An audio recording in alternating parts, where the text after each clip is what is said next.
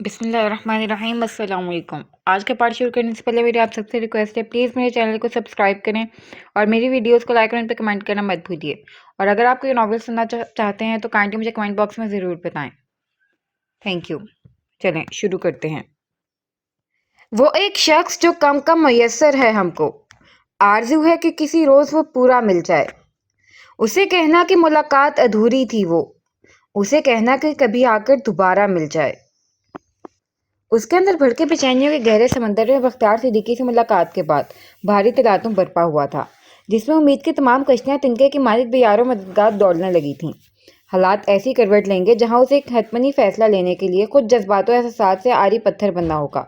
उसने तसव्वुर नहीं किया था, लेकिन हालात हमारी तवक्कात के मुताज कब रहे हैं। वो लॉ की मोटी सी किताब की वर्क बेख्याली में उलटते हुए आखिरी बार शिकस्ता असाब संग तमाम वाक़यात पर नज़रसानी कर रही थी, लेकिन बाल से खाल निकालने वाली एडवोकेट रिमशा अपनी ज़िंदगी के इतने बड़े केस में एक लूप होल ढूंढने में बुरी तरह नाकाम ठहरी थी। और अपनी इस नाकामी का जो नतीजा निकलने वाला था, वो यकीनन इसकी पूरी ज़िंदगी बदल के रख देने वाला था। किताब को बेदिली से टेबल पर रखते कुर्सी पर झूल कर वो जलती फिक्र अजियत में डूबी आंखें मूंद गई। बच्चों से वो मुसलसल राब्ते में थी। रोज़ाना दोनों से मिलने सुफियान के घर भी एक चक्कर लाजमी लगाती। फ़ोन पर भी राब्ता था, लेकिन दिल के लाख इसरार पर भी वो हसन मंजिल की तरफ कदम तो क्या निगाह उठाने की हिम्मत भी नहीं कर पा रही थी। जब उस शख्स ने वाज़ेह लफ्ज़ों में किसी रिश्ते को मानने से इनकार कर दिया था, तो किस मुंह से नादान दिल की कुछ फहमियों पर नजरें करम करती। खैर, इनकारी तो वो रोज़े अव्वल से था, लेकिन शायद इस बार की बात और थी। शायद इस बार कहे अनकहे में दरमियान जो एक डोर बंधी थी, शायद एतबार की या शायद अनोखे एहसास की, जिसे उसकी बेएतबारी की आग ने झुलसा दिया था। या शायद ये उसकी खुशफहमी थी, तभी तो उसने लम्हा न लगाया था उसे उसकी औकात याद दिलाने में। कितने शायद थे उसके जुमलों में, वो जो अपने हर लफ्ज़ में ठोस यकीन का वज़न रखती थी, जिसके मुकाबिल के पास सिवाय कायल होने के कोई राह न होती थी। आज वो अपने हर लफ्ज़ पर शिकूक शुबहात का शिकार थी। कितनी अजीब बात थी ना, उसे अपना ही आप अजनबी लगने लगा था। फ़ोन कॉल के दौरान बच्चों के हर जुमले में उसका जिक्र ज़ख्म खुर्दा दिल की मध्यम धड़कनों में हर बार हलचल मचा जाता। कभी आसपास से उभरती उसकी मखसूस भारी आवाज़ ख्यालों की उड़ान में मुख्तिल हो जाती, तो उन मुख्तलिफ कैफियत का मद्दोजसर उसे बेकल किए देता। आज भी सुबह बच्चों से बात करते हुए माँ ने उसे फ़ोन थमा दिया था। उसकी कशादा संजीदा निगाहों से गैर मुतवक्किल तसादुम कई लम्हों दोनों तरफ कुछ कहती हुई खामोशी हायल कर गई थी। फिर स्क्रीन खुद तारीख हो गई थी, लेकिन उसे कैफियत से निकलने के लिए उसे खासी तगदो करनी पड़ी। दिलो दिमाग के बीच अलग हमा वक्त सरजंग छिड़ी रहने लगी थी। ऐसे में हतमनी फैसला तक पहुंचना उसके लिए कुछ और मुश्किल से मुश्किल तर हो गया था। दीदनी है शिकस्तगी दिल की, क्या इमारत गमों ने ढाई है। अब अगला सीन। उनका वो एतबार टूटा है जो जाननिस्ता उनको मुझ पर था ही नहीं। मेरा वो मान टूटा है जो नादानिस्त में मुझे उनकी ज़ात पर बहुत था। उन्हें तकलीफ हुई, अपने शिकूक शुबहात के सच साबित होने पर उन्हें जख्म लगा।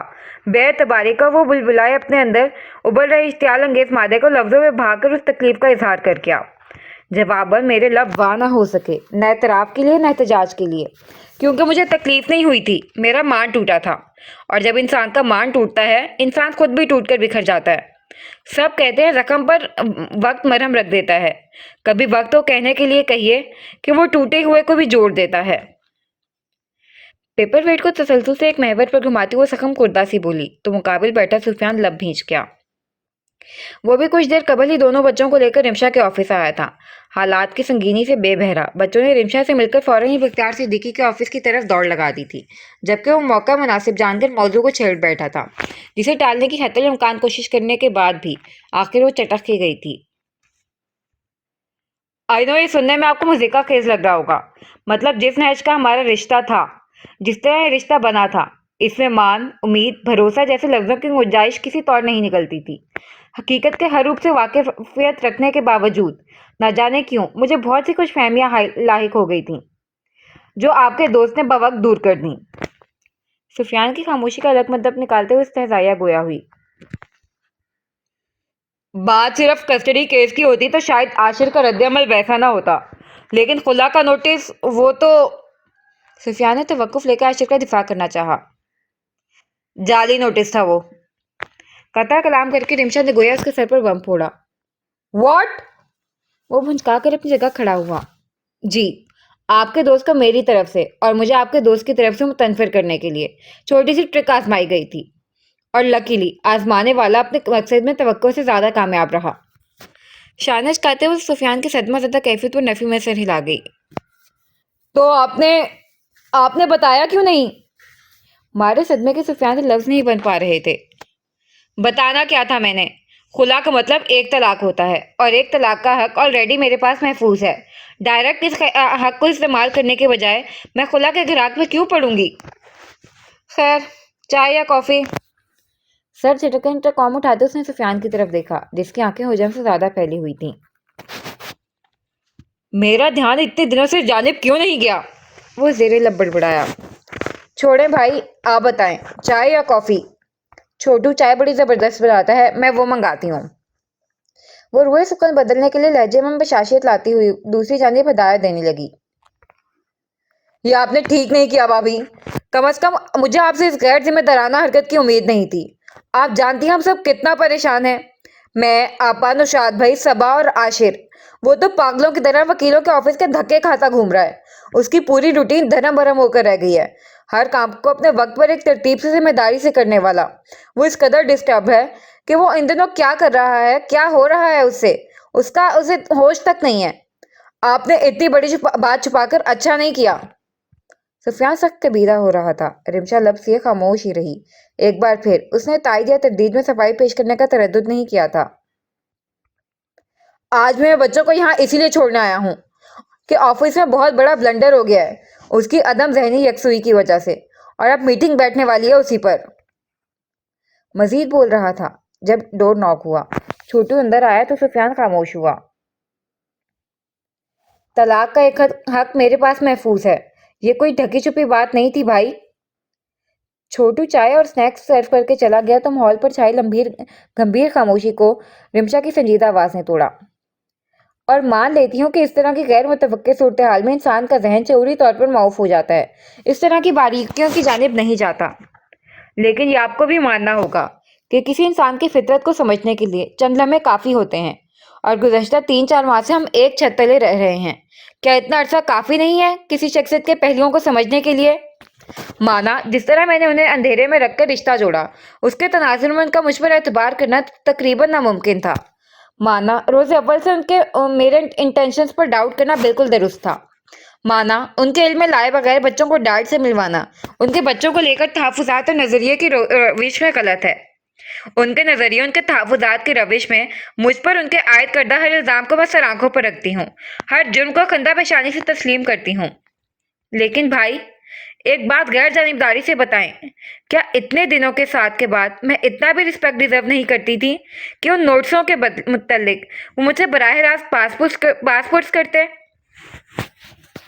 भाप उड़ाते कप के किनारों से निगाह उठाकर उसने शिकवा किनारे निगाहों से सुफियान को देखा तो वो लब भींच गया। उसने 12 आशिर को समझाया था रिमशा से बात कर ले, मसले को तहम्मुल से डिस्कस कर ले, लेकिन वो उन नोटिस के मिलने के बाद अपनी बदगुमानी में कुछ सुनने को रवादार कहाँ था। पर वो तो सीधा नतीजे पर पहुंच गए। हमारे इन 4 महीनों के साथ की वक़्त उनके नज़र में उस धुएं जितनी भी नहीं रही। एंड एट द एंड उन्होंने मुझे जज बख्तियार सिद्दीकी की शख्सियत के तनाजुर में ही किया। ऐसे में कोई सफाई या खुलासा पेश करने की हिमाकत क्यों करती, जब मेरी शख्सियत का यहाँ दखल ही नहीं रहा? उन्हें मैं नज़र ही नहीं आई। नज़र आया तो डैडी का गुज़श्ता नारवा सलूक, उनकी बेहिसी, उनकी सफाकियत। रिमशा कहाँ है इस सारे मामले में? बख्तियार सिद्दीकी और आशिर हसन ही हैं यहाँ सिर्फ। डैडी को आशिर हसन नजर आता है और आशिर हसन को बख्तियार सिद्दीकी।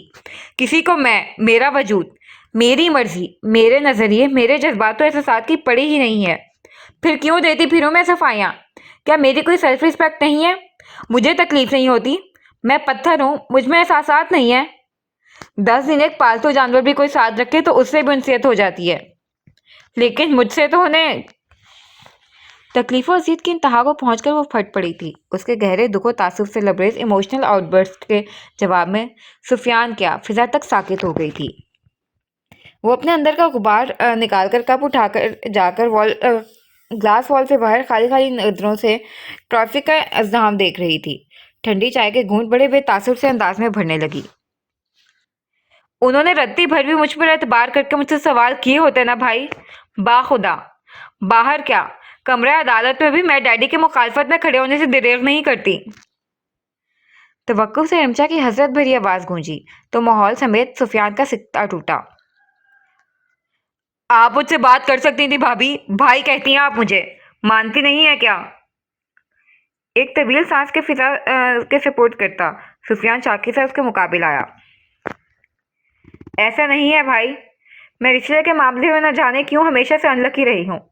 बढ़ती उम्र के साथ लोगों के पास रिश्तों का इजाफा होता है, लोग नए नए रिश्ते बनाते हैं और मैं पुराने रिश्ते खोते हुए आई हूँ।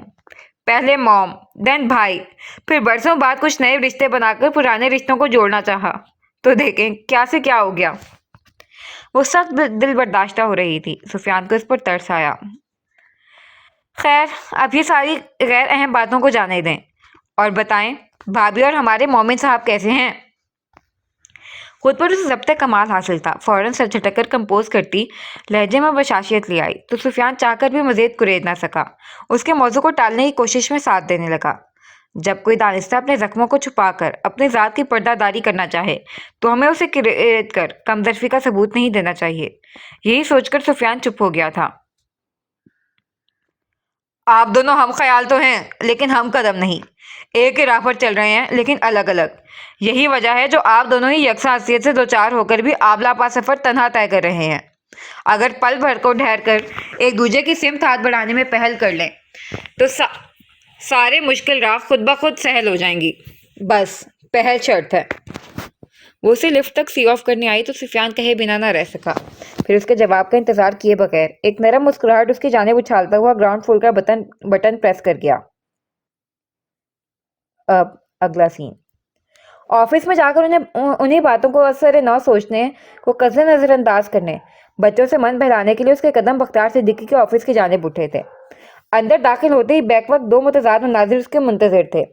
मुस्ततील नुमा टेबल के उस पावर चेयर पर मखसूस बॉसी अंदाज में बराजमान मान और टेबल के दाएं जानिब बेशकीमती टू सीटर सोफे पर खिलौनों के साथ स्नैक्स का अंबार लगाए बेतकल्लुफ़ी से नशिस्ता ड्रामा क्वीन और सिंगल सोफे पर तंदो तनफ्फुर से मुबर्रा तासुरात संग बराजमान बख्तियार सिद्दीकी। हैरान कौन सिर्फ तीनों नफूस की नशिस्त या मौजूदा हालत नहीं थी बल्कि ऑफिस का पूरा माहौल ही ताजुब खेज था। डिसिप्लिन के मामले में रत्ती भर रियायत न बरतने वाले बख्तियार सिद्दीकी आरू के इतने फैलावे और टीवी पर चल रहे कार्टून की साउंड प्रूफ दीवारों से सर फोड़ती आवाज में भी माथे पर शिकन लाए बगैर उसे महवे कलाम थे। तसाद उनकी चेयर पर पूरे हक से बराजमान मान के हाथ में मौजूद उनका पर्सनल टैबलेट जो हमेशा उनके हमरा होता था, जिसे आज की तारीख तक शायद ही बख्तियार सिद्दीकी ने अपने अलावा किसी को ऑपरेट करने की इजाज़त दी हो। उनके असिस्टेंट को महज बाहिफाजत उनके हाथ तक पहुंचाने की इजाज़त थी। रिमशा ने खुद आज तक उस टैबलेट को हाथ नहीं लगाया था जिसमें यकीनन मान गेम खेल रहा था। तभी तो वो टैबलेट को घुमाने के चक्कर में कभी कुर्सी समेत इधर घूम रहा था तो कभी उधर। साथ नहायत संजीदगी से बख्तियार सिद्दीकी से किसी बहुत अहम सियासी मुद्दे पर तबादला ख्याल का सिलसिला भी जारी था। कम अज कम इस पिद्दी से बच्चे की संजीदगी देख इतने दूर से तो यही लग रहा था। वो बख्तियार सिद्दीकी जो अपने सामने बैक वक्त दो लोगों के बात करने पर झाड़ कर रख देते थे, वो इस वक्त पूरे नमाक से बिना झुंझलाए बगैर गुस्सा हुए अपने नामों ऊंचे शिमले का गरूर बलाए ताक रखे दोनों बच्चों के सवालों का जवाब दे रहे थे। वो बख्तियार सिद्दीकी जो जरा से शोर पर एक आलम के बिना लिहाज के धुलाई करके रख देते थे, जो जरा सी बेतरतीबी पर खड़े खड़े मुलाजिम को मुलाजमत से फारिग कर देते थे, वो इतनी बेतरतीबे में ऐसे कानों को चुपती आवाज में भी पुरसकून थे। शायद इसे ही खून की कशिश कहते हैं, शायद इसे असल कहते हैं असल से सूद प्यारा होता है, जिसे वो जुबान से अनकारी थे लेकिन अमल चीख चीख कर उन लफ्जों को झुटला रहा था। हर तलखी को बुलाए मुस्कुराती हुई वहीं से पलट गई थी। गो कि इस ख्वाबदीदा मंजर से निगाह हटाना मुश्किल था लेकिन वो उन्हें डिस्टर्ब नहीं करना चाहती थी। अपने बाप की जो मोहब्बत और तवज्जो वक्त उनके हिस्से नहीं आया था वो उन बच्चों के हिस्से आ रहा था और वो इसमें मुखल नहीं होना चाहती थी। न जाने कल के लिए किस्मत ने क्या सोच रखा था। आज वो लम्हे कशीद रहे हैं तो क्या बुराई है। अब अगला scene. Excuse me gentleman. Meeting के अंदर का माहौल इस वक्त बेहद गंभीर था। तमाम बड़े पोस्ट पर मौजूद स्टाफ के अलावा 3 बोर्ड ऑफ डायरेक्टर और मुजम्मिल और अल्ताफ साहब भी बड़े से टेबल के गिर्द कुर्सियों पर विराजमान थे।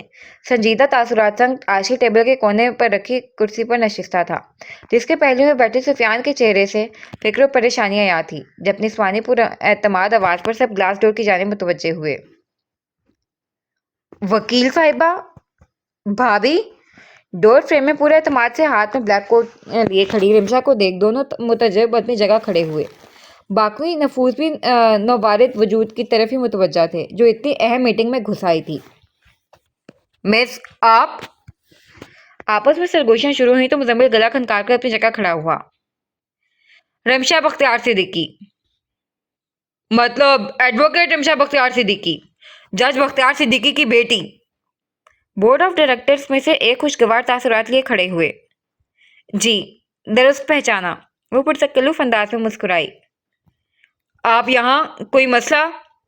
अंदाज़ा दुरुस्त साबित होते ही बाकी सब उसकी यहाँ अचानक आमद को लेकर तजस्सुस का शिकार हुए, जबकि सुफियान ने आशिर को ठहुका दिया, जो रिमशा की जानिब से निगाह फेर चुका था।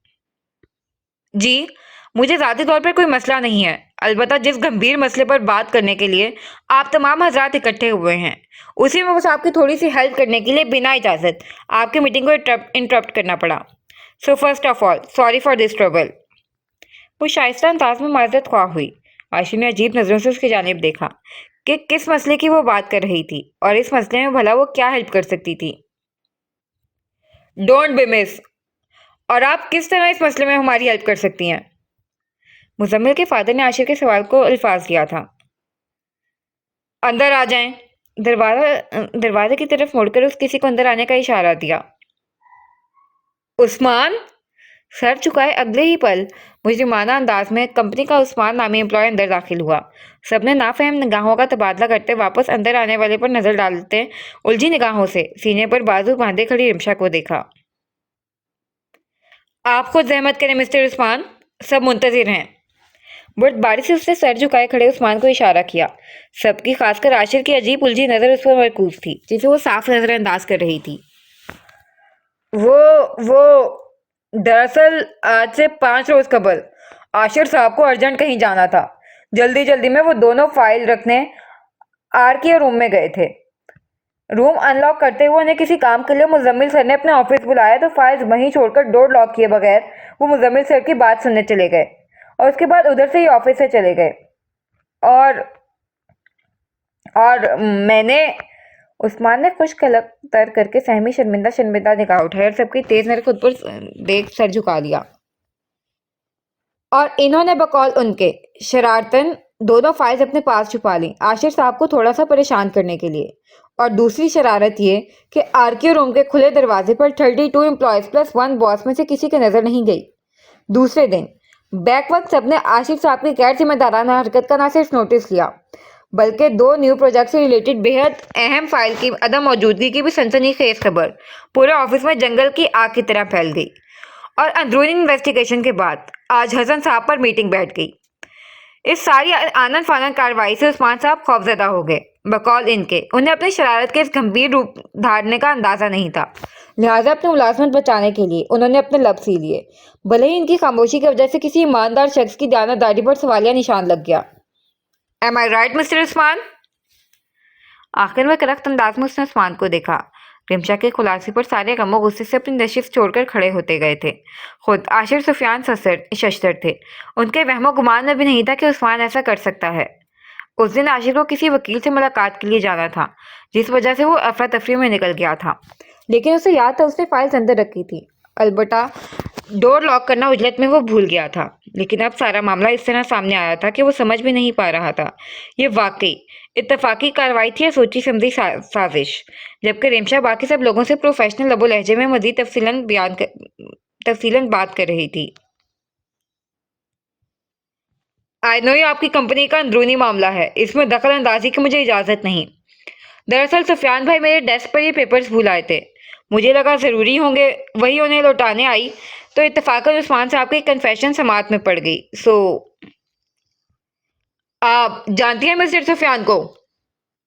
जी सर, ये मेरी भाभी हैं, और मिस नहीं मिसिस आशिर हसन है, आशिर की वाइफ। सुफियान फौरन फकरे तारुफ लिए मैं दरमियान में कूदा। आशिर और रिमशा की नज़र बेख्तियाराना एक दूसरे की तरफ गई थी। रियली? उस नए इंकशाफ पर सभी ने कुछ गवार हैरत से आशिर को देखा, जो खफीफ सा हो गया था। जी। सबके मुतासिर कुन तासुरात देख सुफियान की बातें कुछ और खिलीं। आशिर ने तंबीह नजरों से मजीद गुलफशानियां से बाज रखना चाहा, लेकिन सुफियान सईद की चलती जुबान पर एक घुरियां खतीर रफाका न कर सकी।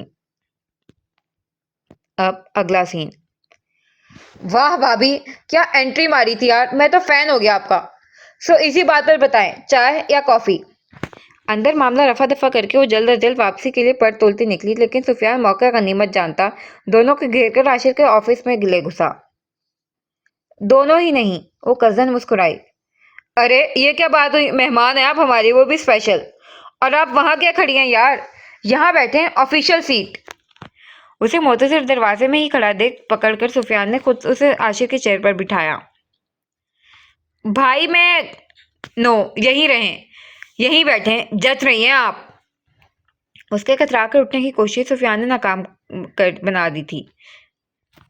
और आप क्या वहाँ चिल्ला काट रहे हैं, जिले इलाही, अंदर आए, मोजे मेहमान ने आपकी कुटिया को रौनक बख्शा है, कुछ खादिर मदारत का इंतजाम करें। दोनों के दरमियान मौजूद खलीज को सिरे से नजरअंदाज किए सुफियान अपने ही आंक रहा था। दांत खटखटाते आशिर ने दिल ही दिल में ढेरों सुनहरे अलकाबात से उसे नवाजा, जिसका चिकने घड़े पर हस्बे साबिक कोई असर न हुआ था। तो आप लोग हाल अहवाल दरियाफ्त करें, मैं जरा इंतजाम करके आता हूँ। वो दोनों को तन्हाई मुयस्सर करना चाह रहा था। भाई इसकी जरूरत नहीं है, मुझे जल्दी कहीं पहुंचना है। वो तेजी से अपनी नशिस्त से खड़ी हुई। इस वक्त आपकी यहाँ मौजूदगी से जरूरी कुछ नहीं है भाभी, बात करें, बात हर मसले का हल निकाल देती है। वो तेजी से कहता छपाक से निकल गया। अब बात करने के लिए रह क्या गया है? जेर बड़बड़ाते हुए कजन आशिर की जानिब से रुख मोड़ गई। रूम की दबीज खामोशी में लिपटी फिजा में महसूस की जाने वाले तनाव ने पूरी शिद्दत से दोनों नफूस को अपने लपेट में लिया हुआ था। दोनों ही शऊरी तौर पर एक दूसरे से लाताल्लुकी बरतते, गैर दानिशमंद तमाम तरह हसासियात एक दूसरे की नियमतें मबजूल किए हुए थे। दोनों के दरमियान भले इस 4 महीने के अरसे ने कोई दोस्ताना खुशगवार ताल्लुक इस्तवार नहीं किया था, लेकिन ऐसी सर्दमहरी में लिपटी लाताल्लुकी भी उनके दरमियान कभी हायल नहीं हुई थी, जो इस लम्हे पूरी शिद्दत से दोनों महसूस कर रहे थे। बस एक दानिस्ता पैदा की गई गलत फहमी पर आशिर के शदीद रद्दअमल ने दोनों के दरमियान रफ्ता रफ्ता पनप रही कुर्बतों के लम्हे को कशीदगी में बदल दिया था। ऐसी खलीज हायल कर दी थी कि दोनों दो किनारों पर दो शनासा अजनबी की तरह बर्ताव करने लगे थे। तर्के उल्फत की अजियत भी है दोज़ख जैसी, कितना मुश्किल है उल्फत से गरेजा होना। आपने जो कुछ कहा या उस्मान से कहलवाया, वो एक्चुअल सिचुएशन थी या आपने पोर्ट्रे किया था? कुछ लम्हे खामोशी से सिरक गए तो आशिर के मशकूक सवाल ने खामोशी की चादर को चाक किया। आपको क्या लगता है? एक और बेतबारी में उल्टा मुस्तफसिर हुई। मुझे क्या लगता है इससे ज्यादा इस सारे मामले का हकीकी रूप क्या है इम्पोर्टेंट है। वो जोर देकर बोला। मेरे ख्याल में नतीजे की इम्पोर्टेंस के मुकाबिल सब सानवी है। वो मुतज़िर हुई। मैं मुनकर नहीं, लेकिन इसका मतलब ये नहीं है कि कामयाब नतीजे की खुशी में दौरान तजर्बा की गई मेहनत को भुला दें। वो बज़ाब्ता जरा पर उतर आया था। सिंपली आप कह सकते हैं कि आपको मेरे किसी भी लफ्ज या अमल का रत्ती भर भी एतबार नहीं है। वो तल्खी से कहती हुई मुड़ी, लबों पर भी तल्ख तबस्सुम था। आप आपको जो समझना है वजीद शौक समझें। कुछ कहते वो बात बदल के बेरुखी का चोला उड़ गया। मैं चलती हूँ, जहमत ना हो तो भाई से कह दीजिएगा, मुझे बहुत जरूरी काम से जाना था। वो वापसी के लिए दरवाजे की सिमत बढ़ा। जाते जाते ये तो बता जाए मेरे लिए इतनी जहमत क्यों कर उठाई? दरवाजा बूट करने से पहले अकब से अजनबियत में लिपटा गंभीर लहजा उभरा। मैंने आपसे नहीं पूछा उस दिन सड़क पर बेयारों मददगार पड़े मेरे बेहोश वजूद को आपने क्यों उठाया, मेरी जिम्मेदारी क्यों कही? वो अजनबियत का लिबादा उड़ चुका था तो वो भी तकल्लुफ की चादर में लिपटी। ओह, मतलब एहसान चुकाया है। वो तल्ख हुआ। अगर आपको लगता है कि उस दिन मेरी जान बचाकर आपने मुझ पर एहसान किया था तो यही समझें। वो भी पैंतरा बदलकर उसके अंदाज में बोली तो आशिर तिल मिला गया। हाँ, यहाँ खामोशी का रोजा टूटा भी या उन दरो दीवार से सुनगुन लेने पर मुझे शदीद किस्म की मायूसी का सामना होगा। دور سے تناؤ زدہ خاموشی کو محسوس کر سفیان میٹھا سے طنز کرتا ہوا کافی مگ اٹھائے اندر داخل ہوا۔ ہم وقت بکواس کرنا ضروری نہیں ہے تیرے لیے۔ رمشا کا نزلہ فوراً اس پر نکلا تھا۔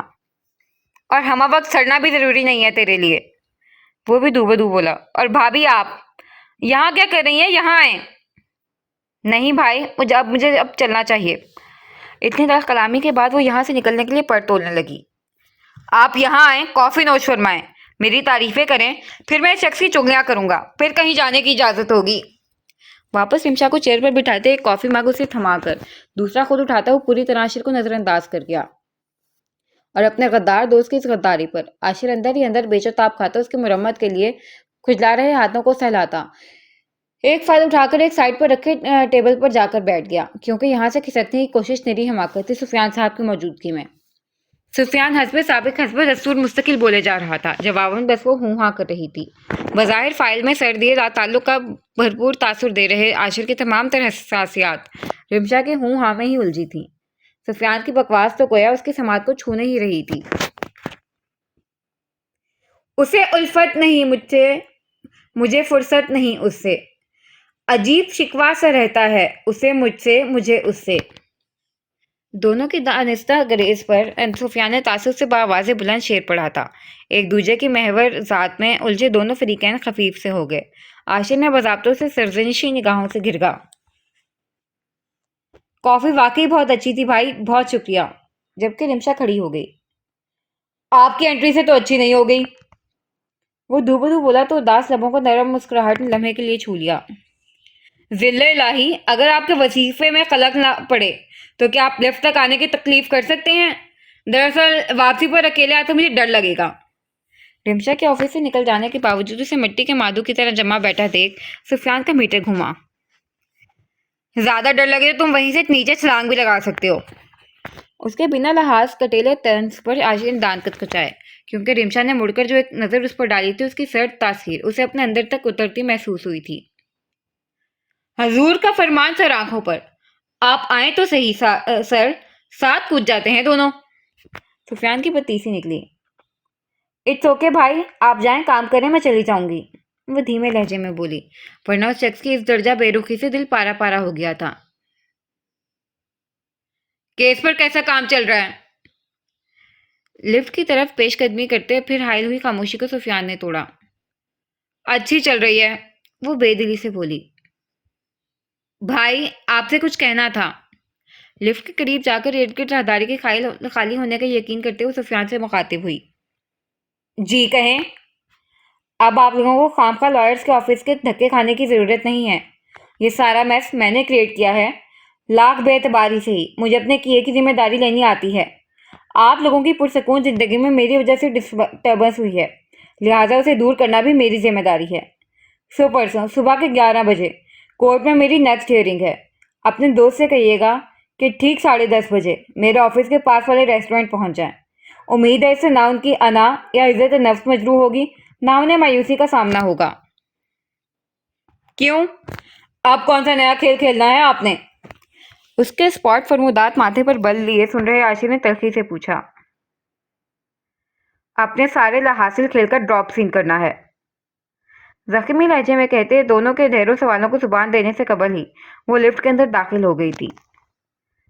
پر بھابھی، خدا حافظ، بچوں کو ڈرائیور گھر چھوڑ دے گا، قطع کلام کر بٹن پریس کرتی وہ پھر سامنے نہ دیکھ سکی۔ الفت کے تقاضوں کو نبھانے کے لیے اعتبار کے ننگی تلوار پر آنکھیں موند کر چلنا ہوتا ہے بھائی، اور آپ کے دوست نے تو پہلے ہی قدم پر میری آنکھیں کھول دیں۔ اب خوش فہمیوں کے بہرے بقرار سے نبرد آزما ہونے کا کوئی جواز نہیں بنتا۔ لفٹ نیچے کی سمت تیزی سے بڑھ رہی تھی، ساتھ اس کے دل کی دھڑکنیں بھی اپنے کٹھور فیصلے پر بیٹھتی جا رہی تھیں، جس پر اس نے ابھی عاشر کی بے اعتباری اور گمانیوں کے اونچے گراف کو دیکھ سنگدلی سے مہر لگائی تھی۔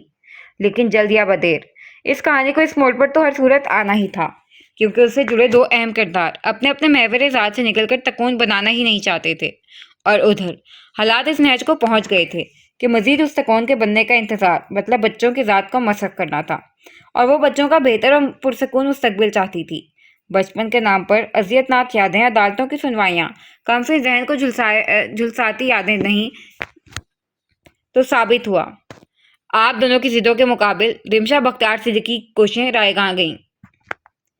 سر اٹھا کر بھیگی عصیت میں لپٹی نگاہوں سے آفس کی بلند بالا عمارت پر الوداعی نظر ڈال کر زیر لب بڑبڑاتی وہ مڑ گئی تو اپنی کھڑکی میں کھڑا عاشر بھی جبڑے بھیج کر وہاں سے ہٹ گیا۔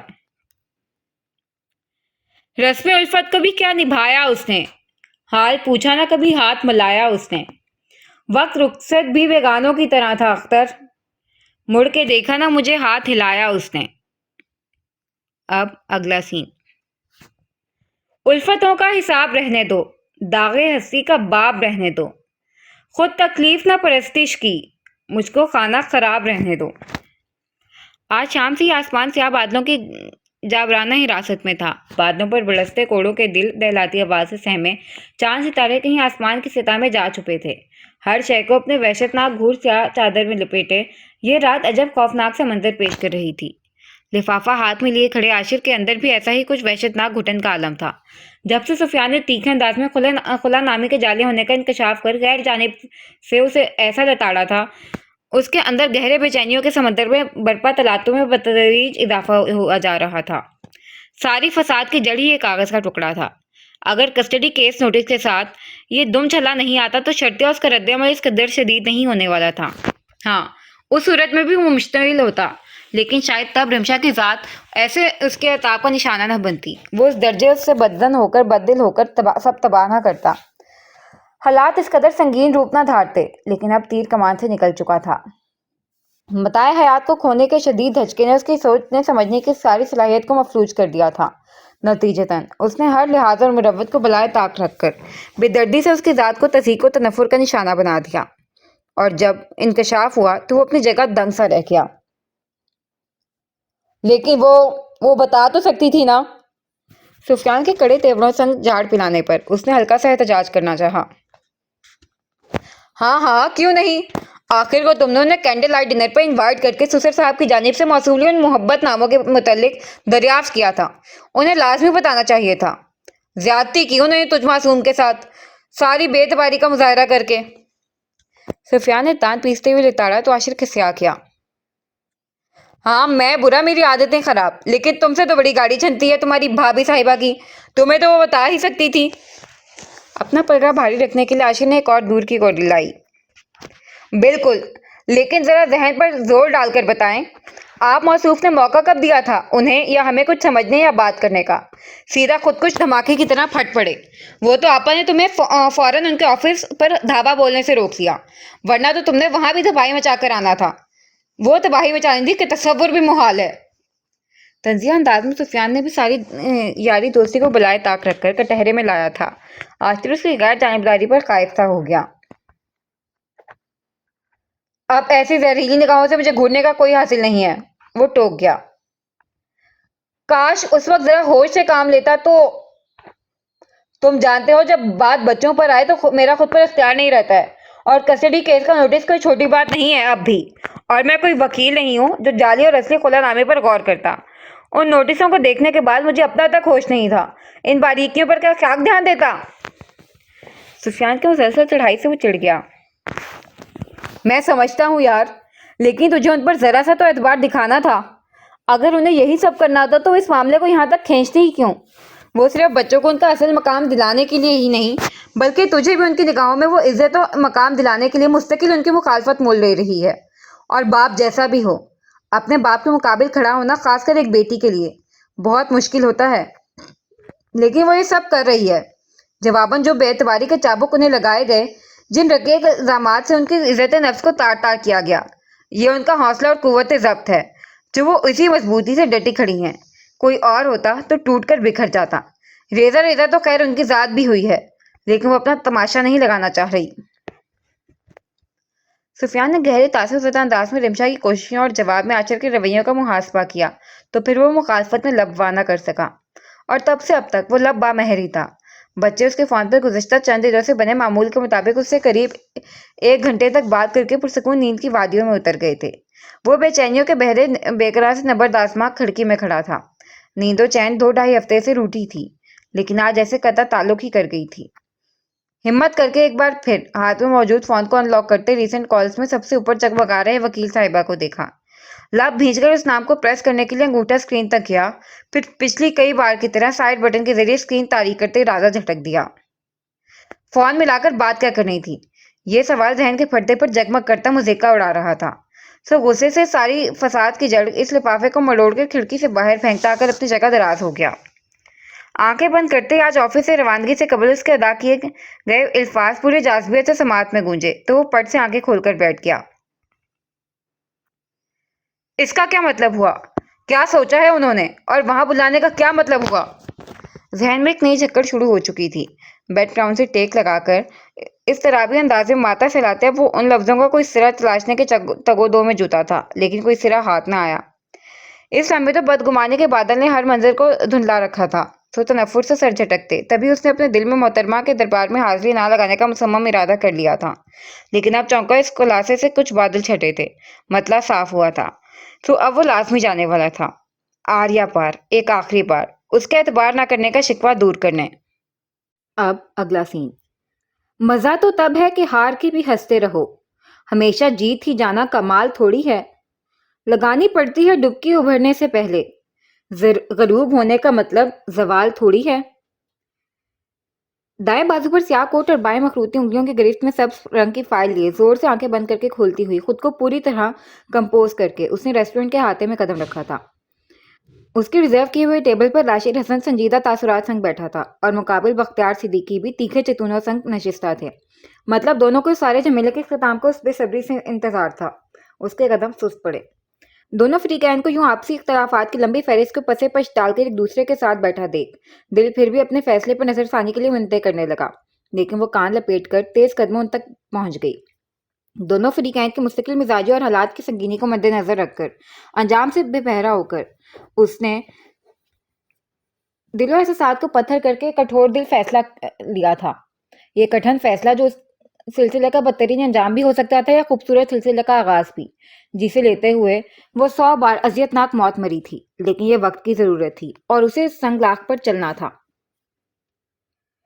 میں نے اپنی طرف سے ہر ممکن کوشش کر لی آپ دونوں کو قائل کرنے کی، اپنا موقف سمجھانے کی، لیکن میری ہر کوشش رائے گاں گئی، کیونکہ آپ دونوں قائل ہونا تو دور میرا نقطہ نظر سمجھنے کے لیے اپنے موقف سے انچ ہٹنے کو روادار نہیں ہے۔ خیر، اب ان لایانی باتوں کا کوئی مطلب نہیں ہے، کیونکہ میں سمجھ چکی ہوں آپ دونوں کی دیرینہ چپکلش اور عدالتوں کی فصیلیں اتنی بلند و پختہ ہیں کہ اس پر مستقل سر مار کر ماں سوائے اپنا سر لہو لہان کرنے اور وقت کے ضیاع کے کچھ حاصل نہیں ہونے والا۔ تو سب سے پہلے میں آپ دونوں کا ان فیصلوں کو پھلانگ کر کچھ وقت کے لیے ہی صحیح یہاں آنے کے لیے شکریہ ادا کرنا چاہوں گی۔ باری باری دونوں فریق پر نگاہ ڈال کر اس نے بات سمیٹی اور دونوں نے ہی لمحے کے لیے نگاہ کا تبادلہ کیا، پھر بگڑے زاویہ نظر بدل گئے تو رمشا کے اندر پھیل رہا وحشت و مایوسی کا اندھیرا کچھ اور گہرا ہو گیا۔ سر جھٹک کر اس نے کھڑے کھڑے فائلوں کو کھول کر اسے دوبے پر برآمد کیے۔ آپ دونوں کیا چاہتے ہیں ڈے 1 سے پانی میں عکس کی طرح واضح ہے۔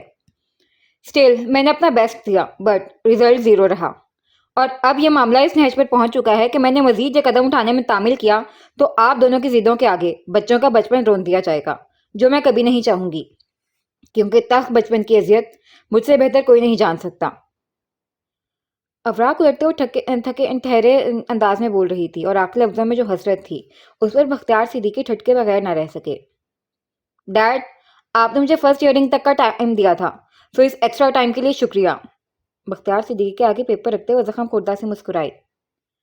اور 4 مہینوں کے لیے مجھے بچوں کے قریب رہنے دے کر میری زندگی کی بہترین یادیں کشید کرنے دینے کے لیے آپ کا بھی شکریہ، اور میری وجہ سے جو آپ کی پرسکون زندگی ڈسٹرب ہوئی اس کے لیے میں معذرت۔ دوسرا پیپر راشد کی طرف کھسکاتے ہوئے بھی اس کے لبوں پر وہی مسکان تھی۔ یہ کیا ہے؟ اس کے چہرے سے نگاہ ہٹا کر اپنے سامنے رکھے ٹیبل پر نگاہ ڈالتے ہی دونوں کھڑے ہو گئے۔ آپ دونوں کی چوائس۔ اندر بڑھتے سنسناٹے میں اس کی آواز گونجی۔ رمشا تم پلیز ڈیڈ۔ ان کے سخت واسپرس کے آغاز سے پہلے ہی ہاتھ اٹھا کر اس نے قطع کلام کیا۔ میں نے آپ کی شرط میں اپنے جانب سے تھوڑی ترمیم کی ہے۔ اب میں ڈائیورس پیپر پر سائن کروں گی، بدلے میں آپ کسٹڈی پیپر سائن کریں گے، اس طرح آپ دونوں کو اپنا مقصود مل جائے گا۔ رہی میری بات تو شاید میں نے واپسی کر کے ہی غلطی کر دی، سو ڈونٹ وری، فائنلی میں اپنی غلطی سدھار رہی ہوں۔ یوں بھی چلنے والوں کے لیے دنیا بہت بڑی ہے اور اکیلے چلنے کی میری پرانی عادت بہت پختہ ہے۔ اپنے قوت ضبط کی حدود کو آزماتے اس نے شوق میں کھڑے عاشر کی جانب دیکھنے کی غلطی قطع نہیں کی تھی۔ آپ کو لگتا ہے کہ میں نے اور بھائی نے آپ کے اور ہمارے خاندان کی ریپوٹیشن کو اپنے اس عمل سے بھاری نقصان پہنچایا ہے، جس کی بھرپائی کے لیے ضروری ہے، اور انہیں بھی کچھ ایسا ہی لگتا ہے۔ اس نے استہزائیہ انداز میں ششتر کھڑے عاشر کی جانب اشارہ کیا۔ انہیں بھی یہی لگتا ہے کہ پہلے بھائی اور اب میرے خود غرضانہ رویے کی وجہ سے ان کا خاندان سوشل کرائسس سے گزر رہا ہے، اور اپنے کسی ذاتی مفاد کے لیے میں ان سے بچوں کو چھیننا چاہتی ہوں۔ So finally here we are.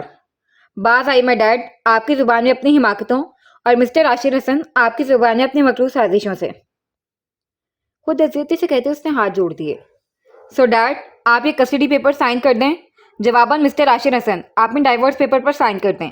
اس طرح ہمیشہ کے لیے بچوں پر آپ کے حق کو ڈیڈ چیلنج نہیں کریں گے، اور ڈیڈ آپ کی ریپوٹیشن سے ہر داغ دھل جائے گا۔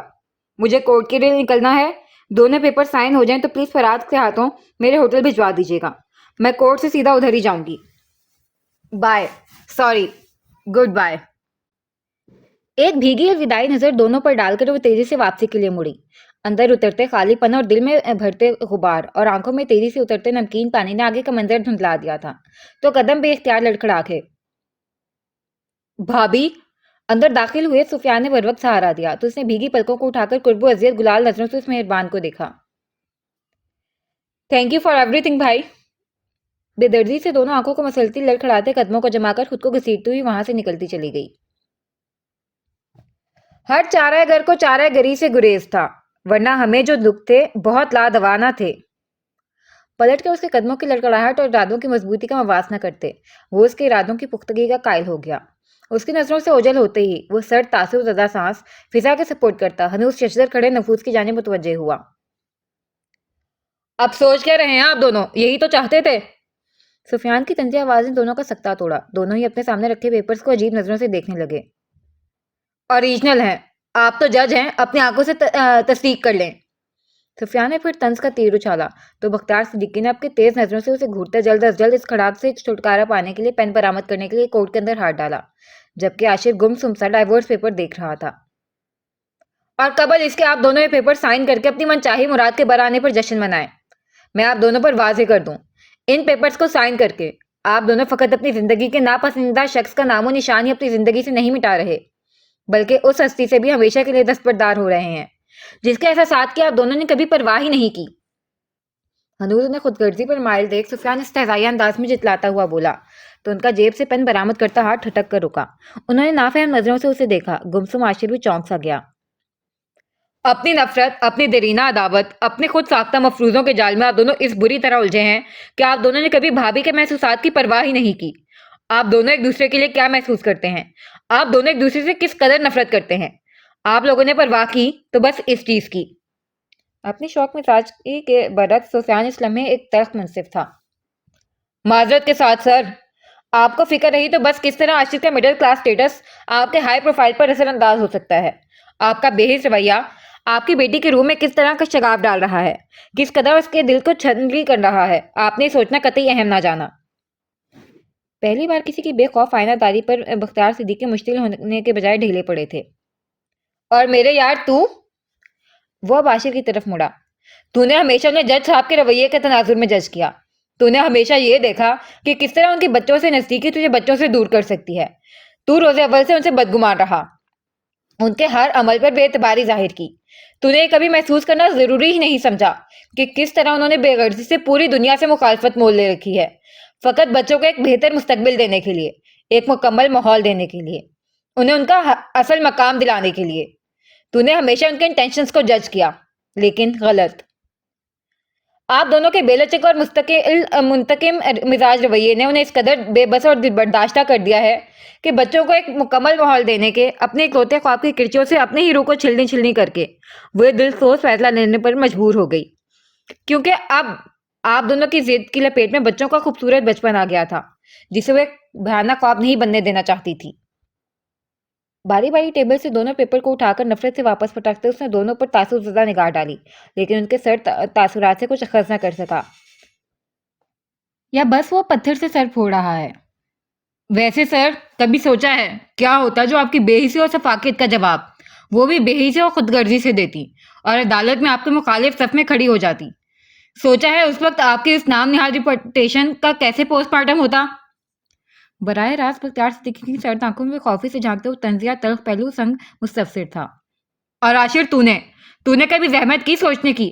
اگر وہ مجھے، آپا، بھائی، بچوں، ہم سب کو قائل کر کے نکاح وغیرہ کا گھراک پالنے کی بجائے سیدھا کسٹڈی کیس فائل کر لیتی اور اپنے اثر و رسوخ، حق و قابلیت کے دم پر بچوں کو تجھ سے چھین لیتی، پھر تیری ساری حفظ مقدمات کے کیسے چھترے اڑتے؟ رخ موڑ کر اس نے تلخ نظر عاشر کے چہرے پر ڈالی۔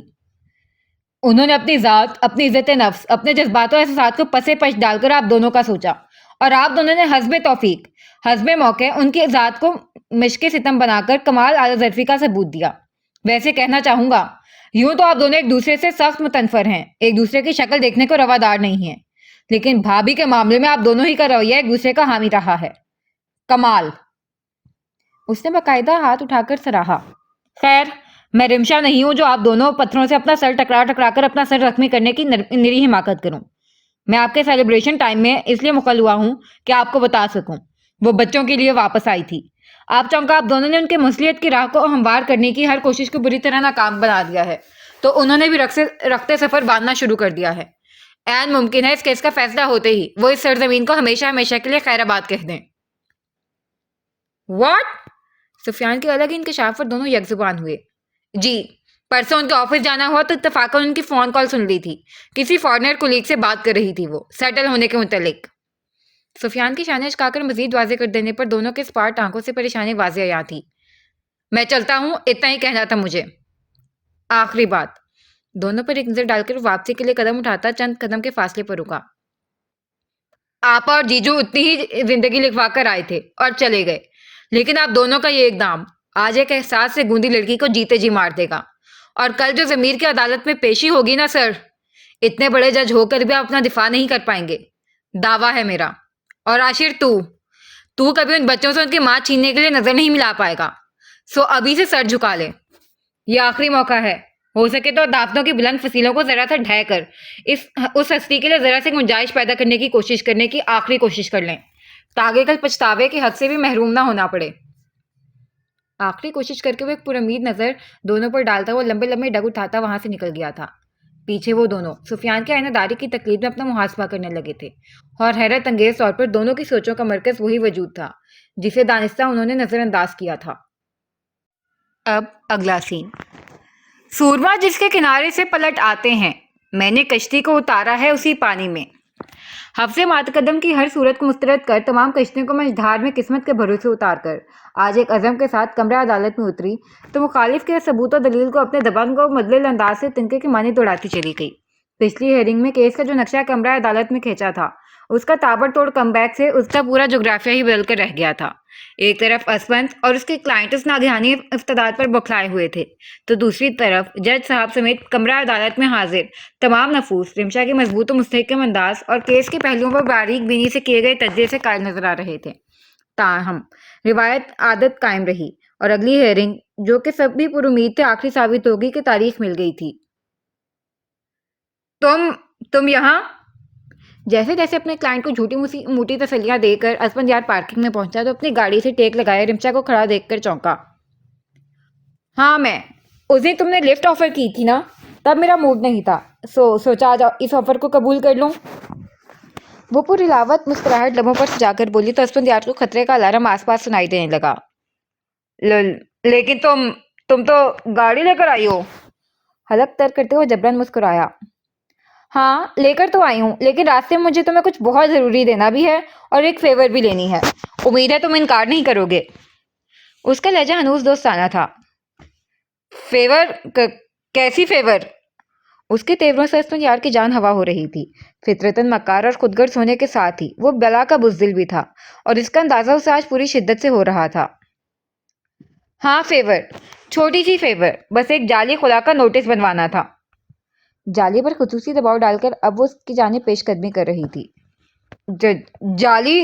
جعلی خلا نامہ میرے پاس کہاں؟ مطلب میں فیملی لائر تھوڑی نہ ہوں۔ اسپن یار نے اب کے باضابطہ ارکالود پیشانی کو صاف کیا تھا۔ ہاں، فیملی لائر تو نہیں ہو، لیکن اپنے مفاد کے لیے فیملیز کو توڑنے والے لائر تو ہو نا۔ यकायक रिमशा के तेवर पथराए थे। आसमान के रहे से औसान भी खता हुए। आज रिमशा से सरापा खुदकुश बम नजर आ रही थी, जो राह में नजर आने वाली हर शय को चिथड़े उड़ा देगी।